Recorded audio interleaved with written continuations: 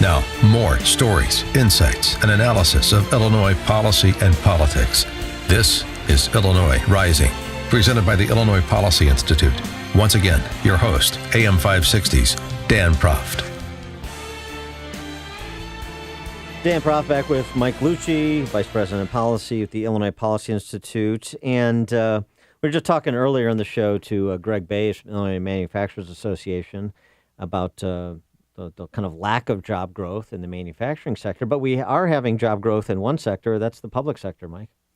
That's right. We have 175,000 more government jobs in Illinois than we have manufacturing jobs. And that's very different from our other manufacturing states, Wisconsin, Indiana, Michigan, Ohio. Those states still have more manufacturing workers than they have government workers. But when you add up the state and local government workers here in Illinois compared to the number of manufacturing workers here in Illinois, the difference is 175,000 in the wrong direction. It speaks to the fact that we're not growing manufacturing jobs like the states around us, and we're very open to hosting more and more government jobs here.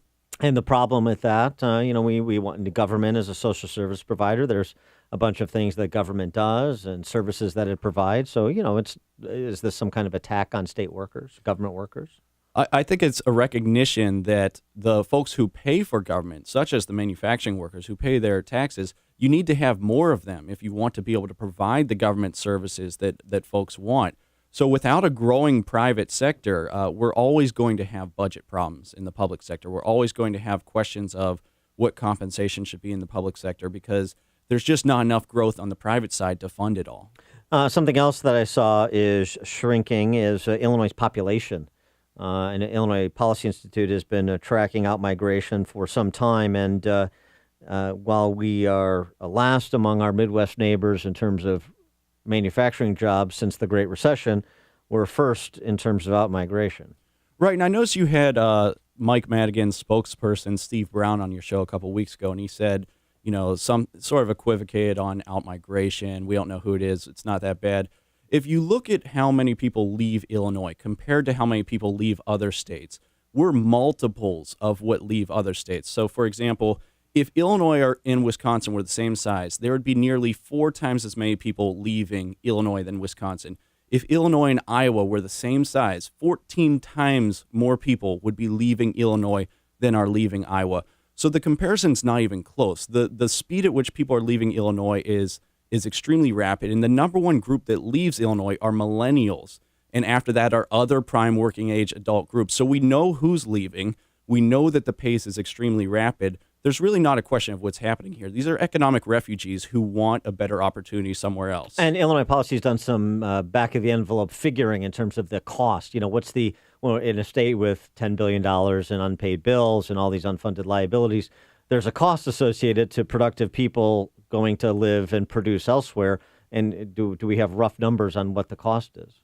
Well, the cost to the private economy is over $50 billion. If you look at the net loss of people since 1995, so the last 20 years, if you want to look at how much tax revenue that would be about $8 billion per year additional, and that's divided between state and local about evenly. So if we had simply broken even on migration for the last 20 years, we would have that much of a bigger economy, that many more tax dollars coming in. And it's interesting that the interview with Steve Brown, Madigan's spokesman that you referenced, his answer, and this is reflective of the political class in Springfield too, their answer is a 3-pronged answer to everything. It doesn't matter what statistic you bring up. It doesn't matter what evidence you present. It's always this thing.